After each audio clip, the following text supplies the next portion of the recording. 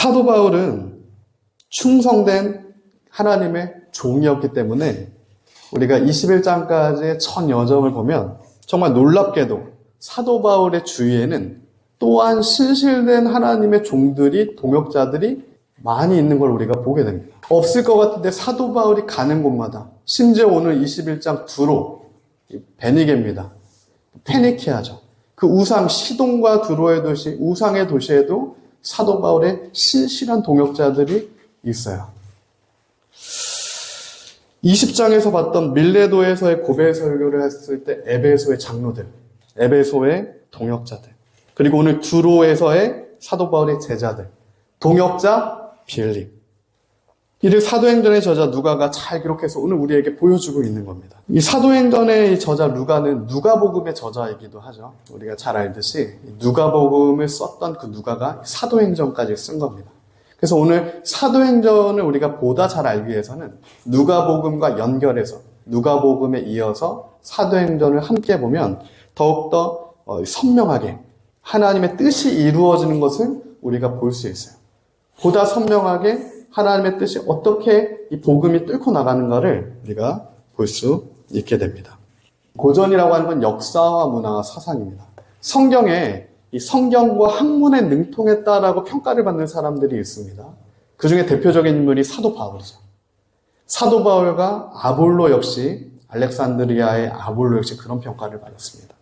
하나님께서 그 은혜로 사도 바울과 아볼로에게는 그러한 능력을 주신 거죠. 성령의 능력을 주시고 실제적인 필요를 채워 주셨습니다. 이러한 능통함을 가지고 사도 바울이 전도 여정을 가게 되는 거고, 곳곳에 사도 바울이 가는 곳마다 복음의 능력으로 교회가 생기고 말씀이 흥황케 되는 역사들이 일어나게 됩니다. 오늘 조금 더 본문을 살펴보기 전에 사도행전은 특별히 지리적인 것들을 좀 디테일하게 알아야 쉽게 보이는 부분이 있어서 지난 시간에 이어서 지리적인 부분을 조금 더 한 번 더 쉽게 보고 가겠습니다. 페르시아 영토입니다. 우리 중고등 학생들 좀 눈이 뜨이죠? 헤로톡스 역사, 펠레폰전 정사를 읽고 있어가지고 이 페르시아에 대한 개념이 지도를 보면 이제 들어올 거예요. 페르시아는 대제국이었죠. 큰 영토였습니다. 이 페르시아 지도를 보시면 여기가 이제 마게도니아입니다. 사도 바울이 이 소아시아, 이쪽이 이제 예루살렘이죠. 이 시돈과 두로고요. 이 예루살렘에서 시리아 안디옥으로 가서 이렇게 전도 여정을 가게 되는 겁니다. 1차 전도 여정부터 3차 전도 여정까지 이렇게 가게 되는 거죠. 그리고 소아시아에 갔을 때 소아시아로 내려가고 싶었지만 마게도냐 사람이 사도 바울의 꿈에 나타났기 때문에, 환상으로 나타났기 때문에 유럽으로 가서 최초의 교회인 빌립보 교회가 세워지게 되는 거죠. 그리고 오늘 사도 바울이 다시 3차 전도 여정을 마치고 이 두로, 시돈이죠. 두로 쪽으로 다시 돌아오게 되는 그림입니다. 페르시아 때 지도는 이 지도였고요. 이거는 이제 사도 바울 때 지도입니다. 페르시아의 영토가 지금 사도 바울이 4차에 걸쳐 전도 여정을 하는 그 동일한 지리와 영토에서 사도 바울이 복음을 증거하고 있는 것을 우리가 볼 수 있어요. 오늘날로 치면은 이 소아시아 지역이 터키입니다. 터키. 최근에 튀르키예로 이름을 바꿨죠. 그 밑에가 시리아 지역이고요. 그 밑에 지역이 이라크, 그리고 이집트가 있고요. 이란이 있어요. 그리고 우즈벡이 있습니다. 이 지역이 지금 사도 바울이 전도 여정을 한 지역이에요. 이 두로, 시돈, 시리아 위쪽이 이제 예루살렘이 되는 겁니다. 이처럼 우리가 지도를 보면 알겠지만 하나님께서는 이 사도 바울의 그 모든 전도 여정을 정말 쉽지 않은 지역에서, 복음이 누가 봐도 세상적인 관점에서는 뚫고 나가기 어렵겠다라고 하는 지점에서 유럽까지 전 세계 열방으로 뚫고 나가는 하나님의 놀라운 일들을 보여주십니다. 사도 바울의 전도 여정을 통하여서. 지금 이 터키 지역에 요한계시록의 7개, 버가모, 두아디아, 사레, 서머나, 빌라델비아, 에베소, 라오디게아의 교회들이 있게 되는 거죠.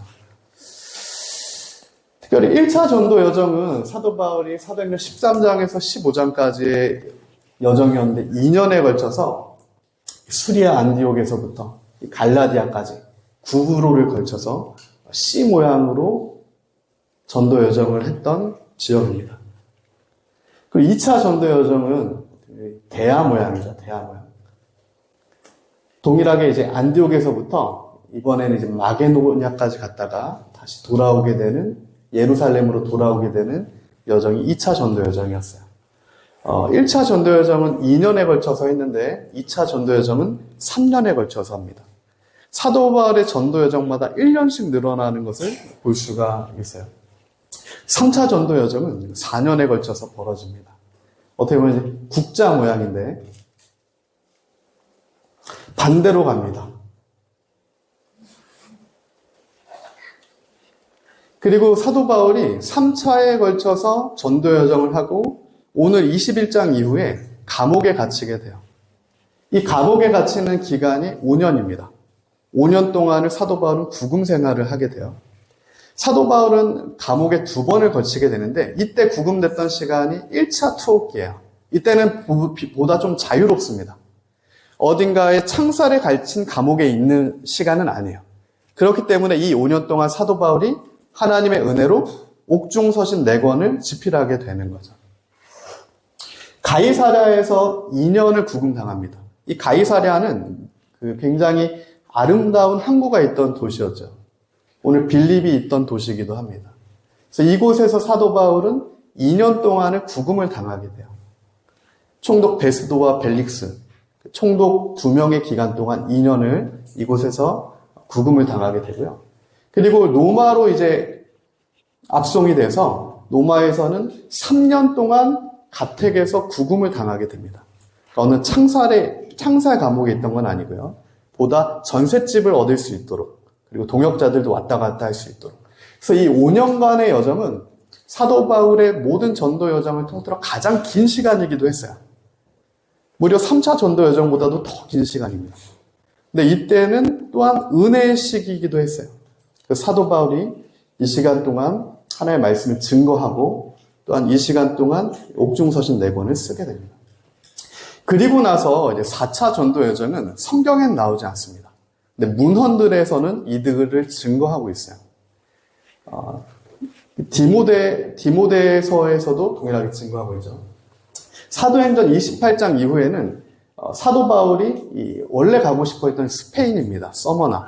땅끝이죠. 유럽의 땅끝이라고 불렀던 스페인까지 전도 여정을 하게 돼요. 그리고 다시 로마로 돌아오게 되면서 이때부터는 사도 바울이 2년 동안을 투옥을 당하게 됩니다. 이때는 사도 바울의 인생에 있어서 가장 어려웠던 시기예요. 그래서 사도 바울이 동역자들한테 부탁을 하는 시기입니다. 나의 외투를 가져다 달라. 누가는 남았고 대만은 세상을 사랑해서 에베드 바알의 길로 간다. 누가는 여전히 에베드 야훼의 길을 걷고 있다. 사도 바울이 순교당하기 전에 네로에게 목숨을 잃기 전에 마지막 머물렀던 장소 2년. 이 2년의 시간은 성경에는 나와 있지 않아요. 그 때문에 우리가 행적을 알 수는 없습니다.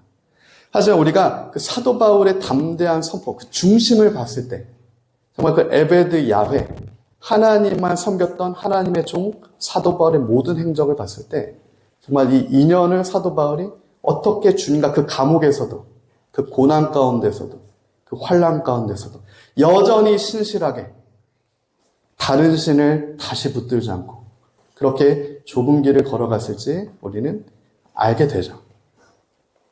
깨닫게 됩니다.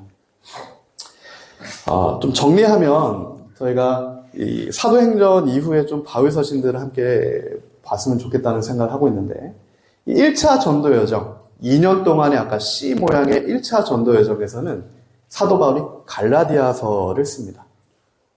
1차 여정을 마치고 나서 처음으로 쓴 서신서가 갈라디아서예요. 학자마다 조금씩 다른 부분은 있지만 그래도 가장 정통한 학자들이 말하는 바입니다. 2차 때는 데살로니가 전후서를 씁니다. 그러니까 우리가 갈라디아서를 보거나 데살로니가 전서를 보거나 신약 성경의 절반인 바울 서신들을 봤을 때 이러한 1차 전도 여정부터 이 지리적인 것과 이 전체적인 걸 보고 이 디테일한 성경 말씀, 신약 성경을 읽어 나갔을 때 이게 내 삶에 오늘 해석되어지는 부분이 그때 생기는 부분들이 있어요. 3차 때는 사도 바울이 고린도 전후서와 로마서를 씁니다. 4년간의 전도 여정을 마치고 나서 고린도 교회 그리고 로마서를 쓰게 돼요. 그리고 옥중서신, 아까 가이사랴와 그리고 이 로마에서 5년을 구금되어 있던 기간 동안 로마에서 에베소서, 골로새서, 빌립보서, 빌레몬서 이렇게 4권을 사도 바울이 쓰게 됩니다. 그럼 마지막 이제 아까 서바나까지 갔던 그 전도 여정을 마치고 나서 이제 그 감옥에 가기 전에 쓰게 되는 게 디모데 전후서와 디도서입니다.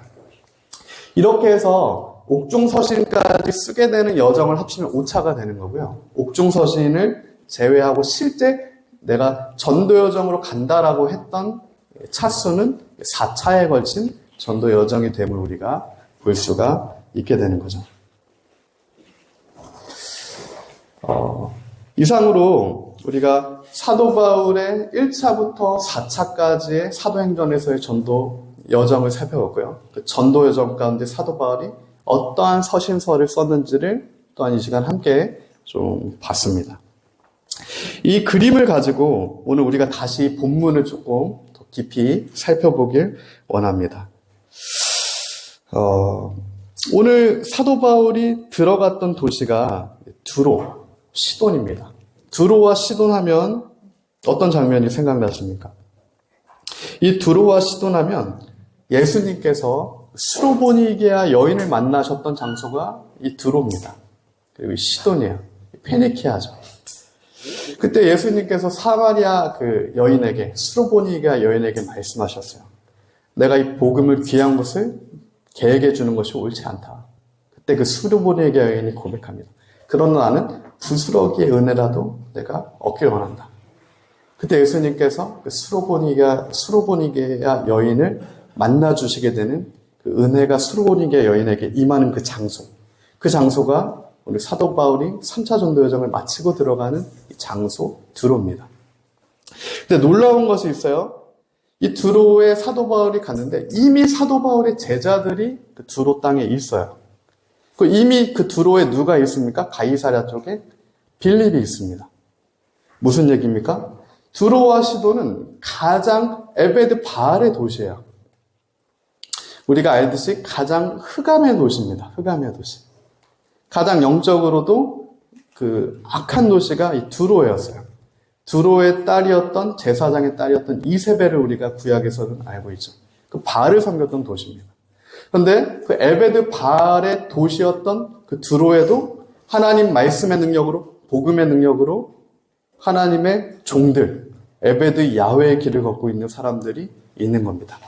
특별히 사도 바울만큼이나 신실하고 충성된 중심으로 하나님을 향해 달려나가는 그 하나님의 사람들이 이 땅에도 모여 있는 거예요. 놀라운 하나님의 인도하심입니다. 하나님의 역사예요. 우리는 이런 것들이 사람이 한다라고 생각하는 경우가 많습니다. 좋은 사람이 있으면, 좋은 환경이 있으면 될 수 있으니까, 근데 성경을 보면 사도행전의 사도 바울의 4차까지 이르는 모든 전도 여정을 보면 전혀 그렇지가 않아요. 이스라엘이란 나라는 사방으로 우겨쌈을 당하고 있는 나라입니다. 밑에 최강대국 이집트부터 이 페르시아 전 영토, 그리고 이 유럽, 이스라엘이라는 나라는 살아남을 수가 없는 나라예요. 예루살렘은 살 수 없는 도시입니다. 지정학적으로. 근데 하나님의 눈동자같이 하나님께서 보호하시는 도시 예루살렘. 하나님의 눈길이 가 있는 나라 이스라엘. 나의 백성. 그래서 이스라엘은 멸망하지 않았어요. 하나님의 보호하심이 있었기 때문에.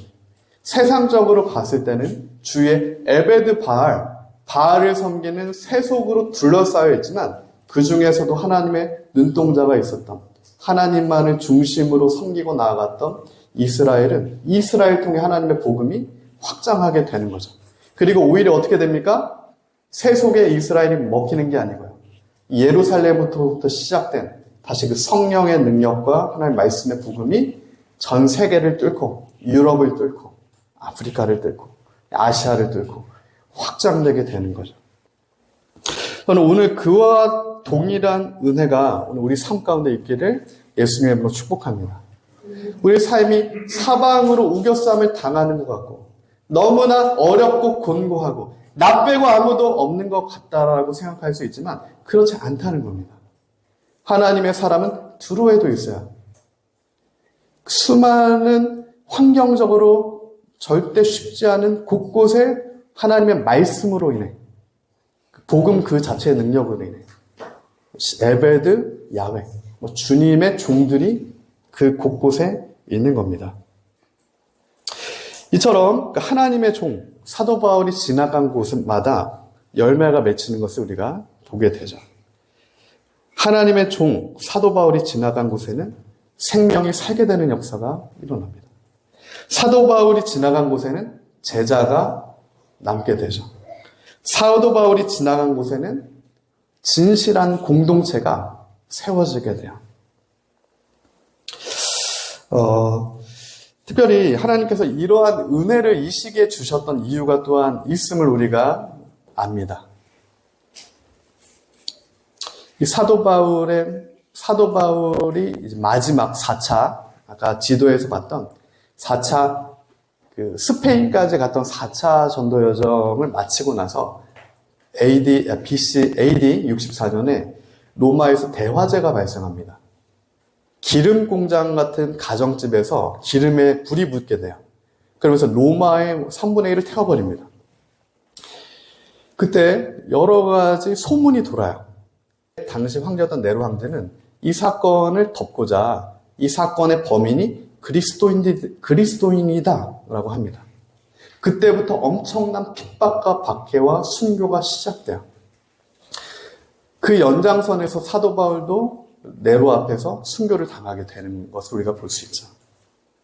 무슨 얘기입니까? 앞으로 있을 엄청난 시련과 핍박과 환난, 이 교회들이 지금은 빌립보 교회가 지상에 있고 이 두로에서도 빌립이 하나님의 말씀을 증거하고 사도 바울도 담대히 주님의 말씀을 4차에 걸쳐 전도하고 이러한 은혜의 시기가 있는 것은 또한 앞으로 10년 후에 있을 로마의 대핍박의 시기 때 지하로 카타콤으로 정말 에베드 야훼의 길만 갈 수 없는 그 시간을 위한 은혜 시간이었다는 거예요. 그래서 에베소의 교회가 세워지고 빌립보의 교회가 세워지고 곳곳마다 하나님의 사람들이 신앙 공동체, 진실된 공동체, 눈물을 함께 흘리는 공동체로 세워지는 은혜가 그때 부어진 겁니다. 그 어려운 시기를 견뎌내기 위해, 그 어려운 시기를 이탈하지 않고 함께 걸어가기 위해. 우리가 이런 것들을 보면 한국의 역사도 우리가 마찬가지고 전 세계 복음의 역사를 봐도 마찬가지입니다. 하나님의 은혜의 시간을 주신 때가 있어요. 근데 그 은혜의 시간을 주시는 때는 이것을 더욱더 우리가 이만큼 우리가 성장했다를 보여줌이 아닙니다. 그 은혜의 시기를 주는 이유는 흉년의 때가 있는 이유는 반드시 흉년의 때가 온다는 거예요. 7년 풍년 후에는 7년의 흉년이 있다는 겁니다. 은혜의 시간 이후에는 정말로 에베드 야훼가 아니면 다 바알의 길을 걷게 되는 그런 시기가 온다는 겁니다. 그때를 위해서 우리에게 하나님께서 은혜 주실 때 더욱더 우리가 말씀에 집중하고 더욱더 하나님께 집중하고 더욱더 주님의 뜻을 집중해서 나아가게 되는 그 은혜 때를 누리는 우리 모두가 되기를 예수님의 이름으로 축복합니다. 그래서 저도 오늘 말씀을 준비하면서는 지금 시기에 우리가 정말 해야 되는 게 무엇일까? 지금 너무나 은혜의 시간이죠. 불과 1년 전만 해도 우리는 코로나의 시간을 거쳐왔죠. 3년 동안. 예배도 드릴 수 없었던 시간이었어요. 3년이었어요. 앞으로는 어떤 시간이 올 줄 모르죠. 그 시간을 우리가 정말 통과하기 위해서는 이 은혜가 주어졌을 때 하나님께서 우리에게 말씀하시는 그 베이직, 본질, 무엇이 본질일까? 어떤 본질로 돌아가야 될까? 그것을 고민하게 됩니다. 최근에 하나님께서 많이 좀 기도하면서 고민하게 하시면서 좀 물으면서 가고 있는데 사도 바울을 통해 그 어느 정도 우리가 해답을 보게 되는 것 같아요. 사도 바울은 어떠한 환경에서도 말씀의 본질을 붙들었어요. 어느 곳에 가서 어떤 이벤트를 한 게 아닙니다. 어떤 집회를 한 게 아니라는 얘기죠. 어느 곳에 가든 하나님의 말씀을 전파하고 하나님의 말씀을 증언하고 하나님의 말씀을 가르치고 하나님의 말씀을 훈계하고 그 말씀의 공동체가 되어서 그 눈물의 공동체가 되어서 10년 후에 있을 대핍박의 시간에도 하나님만 붙드는 교회들이 될 수 있었다는 거예요. 그러면 오늘 우리에게 필요한 것이 무엇일까? 저는 하나님의 말씀이라고 생각합니다. 다른 어떤 게 아니라는 거죠. 성장도 아닙니다. 확장은 더 아니에요. 우리 한 명 한 명이, 한 가정 한 가정이 하나님 말씀에 뿌리 내리는 것에 본질이 있구나.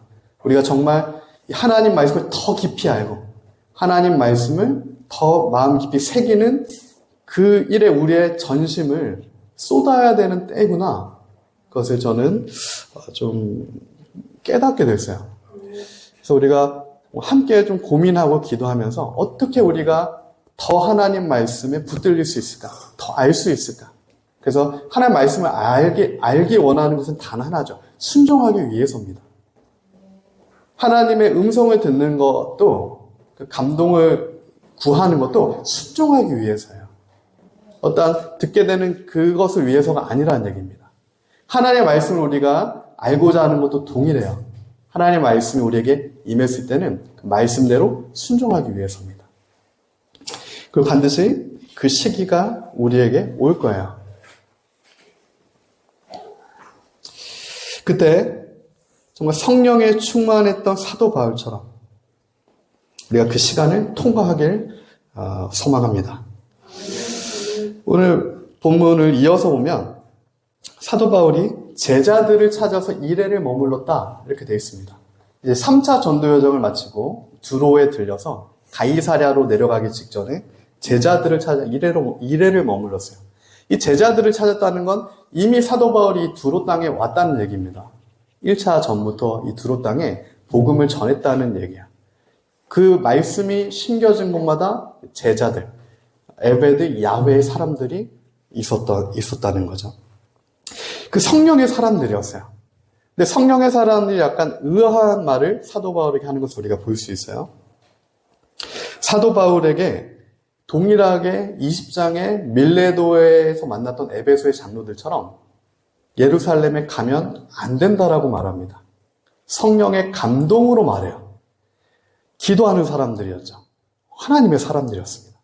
성령의 감동으로 예루살렘에 가면 핍박이 있기 때문에 예루살렘에 가면 안 된다라고 사도 바울에게 권고해 줍니다. 그리고 아가보 선지자가 등장하게 되죠. 이 아가보 선지자는 사도행전 8장에서 예루살렘에 큰 흉년이 될 것을 예언했던 선지자예요. 이미 유명한 선지자입니다. 그가 했던 예언들이 실제로 성취됐던 선지자예요. 근데 그 아가보가 사도 바울의 띠를 풀러서 네가 예루살렘으로 가면 이렇게 엄청난 핍박이 너를 기다리고 있을 거다라고 증언해요. 사도 바울의 제자들, 빌립도 그랬겠죠. 그리고 아가보도 그랬습니다. 밀레도의 장로들도 그랬어요. 예루살렘에 가면 핍박이 너를 기다리고 있기 때문에 성령께서 내게 알려주시는 감동은 가면 안 된답니다. 근데 사도 바울이 어떻게 합니까? 그러므로 나는 가야 한다라고 얘기해요. 성령의 감동으로 기도하는 사람들이 가면 안 된다라고 얘기하는데 똑같이 사도 바울은 성령께서 내게 말씀하시는 주의 뜻은 내가 가야 된답니다.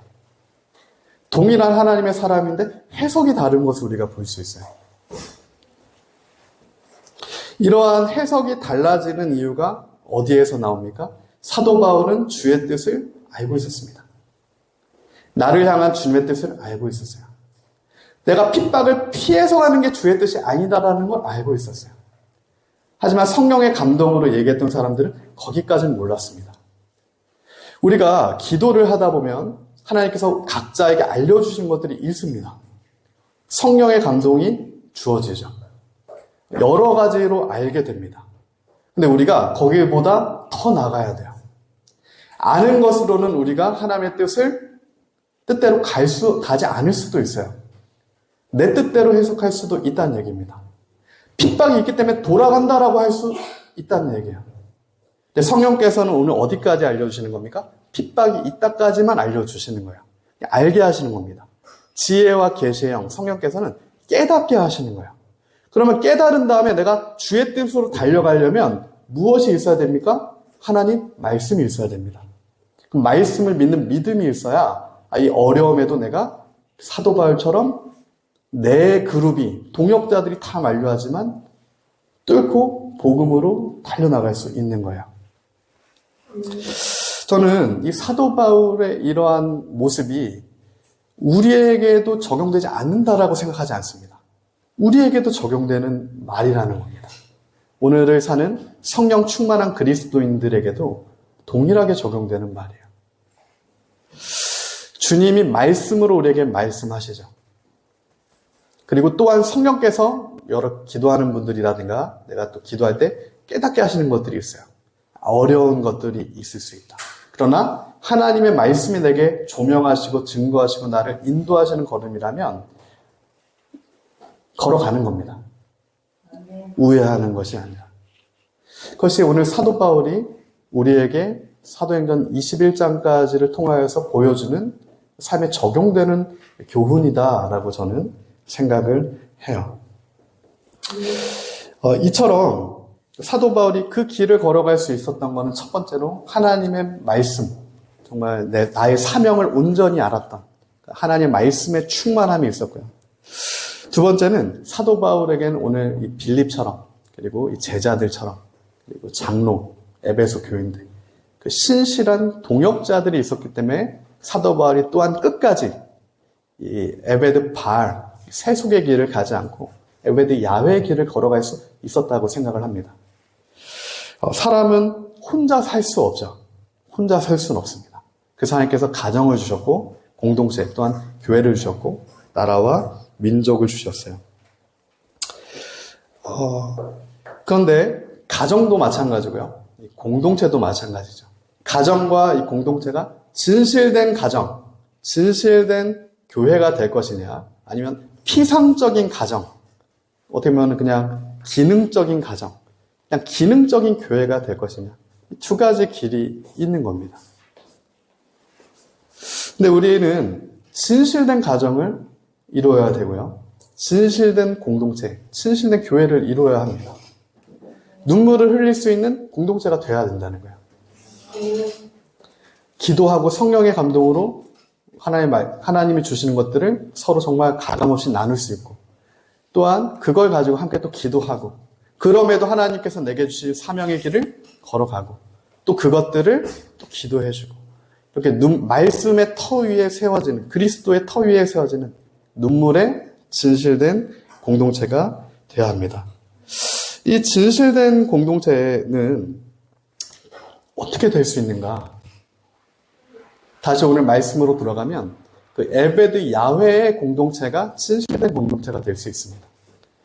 결국 나와 내 집은 하나님만 섬기겠다라고 고백하는 사람들의 가정, 그 사람들의 모임만 진실된 공동체, 교회, 가정이 될 수 있는 거죠. 이 구약의 이 에베드는 예배하다는 뜻이고 섬기다라는 뜻이 있어요. 그래서 우리가 삶의 예배라고 했을 때 그리스도인들의 삶에 거룩한 향기를 내야 된다. 삶에서 예배해야 된다라고 했을 때는 에베드를 씁니다. 에베드 야훼를 쓰는 거예요. 근데 실제 우리가 안식일에 모여서 주님 앞에 예배하고 엎드려 굴복하고 절하다라는 뜻은 히브리어로는 샤하라는 뜻이 있어요. 샤하 야훼인 거죠. 이건 정말 하나님을 내가 엎드려서 굴복해서 경배하는 겁니다. 그러니까 예배에는 두 가지 뜻이 있다는 겁니다. 에베드는 내가 삶에서 그리스도의 향기가 되는 것이고 그리고 에베드 샤하 내가 꿇어 엎드려 굴복해서 하나님께 정말 안식일에 거룩한 예배로 나아가는 거예요. 두 가지가 다 성경이 말하는 예배입니다. 이는 구약에만 있는 개념이 아니에요. 신약에도 동일하게 있습니다. 에베드, 삶에서의 예배, 이건 종이라는 뜻입니다. 에베드는 종이라는 뜻이에요. 삶에서 하나님께 예배드리는 자는 종의 모습으로 섬기는 자가 에베드 야훼의 길을 걷는 자라는 뜻이고요. 이 동일한 뜻으로 쓰여지는 헬라어가 라트레이아라는 단어가 있어요. 이 라트레이아도 동일하게 에베드처럼 삶의 예배를 나타냅니다. 섬기는 사람이라는 뜻을 나타내요. 즉 종을 나타내는 거예요. 종. 누구의 종이요? 하나님의 종. 그리고 마찬가지로 헬라어 프로스피네오라는 뜻은 굴복하다, 엎드리다, 굽혀, 엎드려 절하다. 히브리어로 하면 아까 그 샤하의 뜻과 동일한 뜻이죠. 정리하면 구약이든 신약이든 하나님을 예배함에 있어서는 두 가지 단어의 뜻을 우리에게 나타내 주는 것을 볼 수 있다는 말입니다. 첫 번째는 삶에서 우리가 하나님의 종이 됐을 때 그 예배를 받으신다는 거고요. 두 번째는 우리가 안식일에 거룩하게 주님 앞에 모여서 예배드릴 때 하나님이 그 예배를 또한 받으신다는 겁니다. 우리는 우리의 삶 가운데 이 두 가지 예배가 다 온전히 회복되어야 될 줄을 믿습니다. 반쪽짜리가 되면 안 되는 거죠. 둘 다 반드시 하나님께 우리가 회복해야 될 예배예요. 그리고 우리는 그 예배 공동체가 돼야 됩니다. 그 에베드와 샤하, 나트리에와 프로스키네, 그 예배 공동체, 그 말씀의 공동체, 그 주님의 종된 공동체가 돼야 되는 거죠. 우리 가정도 마찬가지고요. 개인도 마찬가지입니다. 우리 하나님께서 그리스도를 머리로 삼아서 우리를 몸으로 삼으셨어요. 몸된 교회를 삼으셨습니다. 이 몸된 교회를 삼으신 이유가 바로 이 여호와의 에베드로 삼기 위해서입니다. 에베드, 야훼의 공동체로 삼기 위해서라는 거예요. 사도 바울처럼 하나님의 종으로 우리를 삼기 위해서라는 겁니다. 우리는 하나님의 자녀이자 곧 하나님의 종입니다. 하나님이 말씀하시면 우리는 순종할 뿐이에요. 죽더라도 사도 바울처럼 달려갑니다. 그게 에베드 야훼의 길입니다. 그러나 세상은 그 길을 싫어해요. 그래서 에베드 바알의 길로 가는 겁니다. 그 에베드 바알의 도시가 오늘 두로와 시돈이었다라는 얘기입니다. 그러나 그 에베드 바알의 도시에도 에베드 야훼의 사람들이 있는 거고요. 결국에는 복음이 모든 것을 이기게 되는 겁니다. 절대 깨어질 것 같지 않은, 절대 뚫고 나갈 것 같지 않은 지금 나의 가정의 환경, 나의 공동체의 환경, 나의 그 어떤 환경도 하나님의 말씀의 능력으로 그게 깨어져서 승리케 되고 전직케 되고 이기게 된다는 그 믿음과 소망이 오늘 우리에게 그리스도의 십자가와 부활의 능력으로 주어져 있는 것이 바로 복음입니다. 그게 그리스도의 복음이죠. 이 복음은 다른 어떤 게 아닙니다. 사회 구원 이런 게 아니죠. 복음은 나를 향한 예수 그리스도의 구원의 복음입니다. 예수님은 이 사회를 살리려고 오시지 않았어요. 나를 살리려 오셨습니다. 하나님의 백성들을 살리려고 십자가의 피값을 지불하신 겁니다. 그게 은혜의 구원의 복음이에요. 오늘 우리가 다시 그 은혜의 구원의 은혜의 복음을 붙드는 에베드 공동체가 되길 원합니다. 그 예배 공동체가 되길 원해요. 그때 비로소 우리는 눈물도 흘릴 수 있게 된다는 것을 제가 다시 한번 조명을 받았어요. 이 어떤 분위기가 아니라 정말 하나님의 말씀으로 인해서 서로를 위해 울어줄 수 있는 에베소의 공동체처럼. 근데 우리가 알죠. 단기간에 되지 않습니다.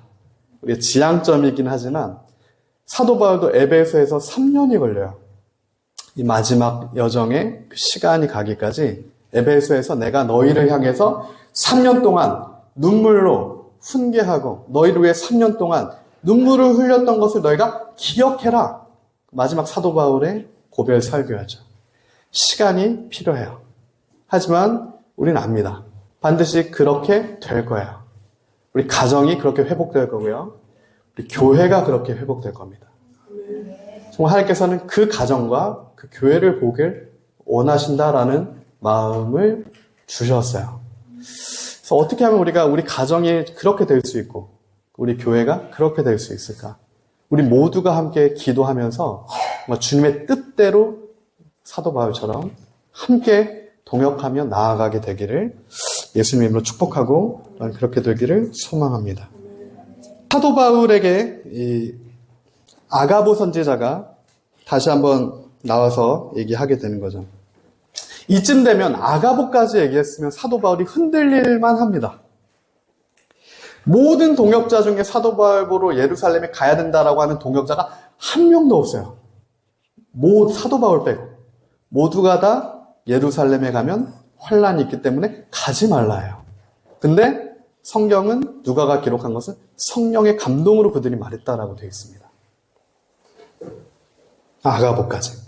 심지어 이들은 그냥 예언을 들었기 때문에 이것들을 과시하려고 예언한 게 아닙니다. 사랑으로 얘기한 거예요. 눈물로 얘기한 겁니다. 진심으로 얘기한 거예요.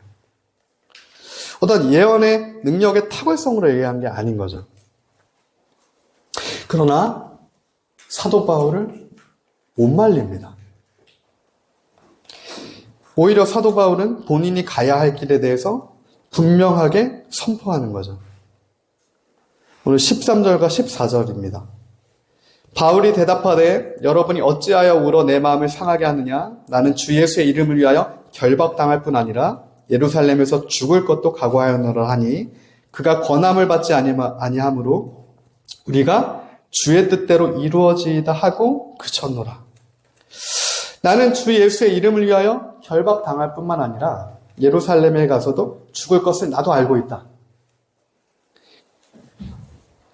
아가보가 아무리 유명했어도 사도 바울은 사도 바울입니다. 주님 뜻대로 이루어지이다. 사람의 뜻이 아니죠. 주님의 뜻대로 이루어지이다. 이게 우리 삶의 본질입니다. 이게 우리 에베드 공동체, 교회의 본질이 되어야 돼요. 사람의 뜻이 아니라 그럼에도 불구하고 주의 뜻이 이루어지이다. 이게 에베드 야훼 주의 종의 고백입니다. 하나님의 종의 고백이에요.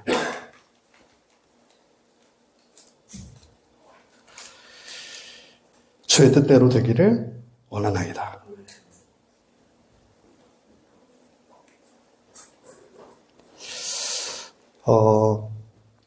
이 주님의 뜻이 이루어지는 이제 삶에도 그렇고요. 우리 가정에도 그렇고, 우리 교회와 이 나라와 민족에도 그렇고. 어떻게 하면 주의 뜻이 이루어질 수 있을까? 또한 어떻게 하면 우리가 다 이들처럼 주의 뜻이 이루어지기를 함께 소망하며 눈물로 기도하며 그렇게 걸어갈 수 있을까?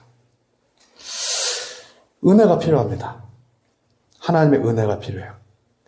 이는 사람의 힘으로 되지 않습니다.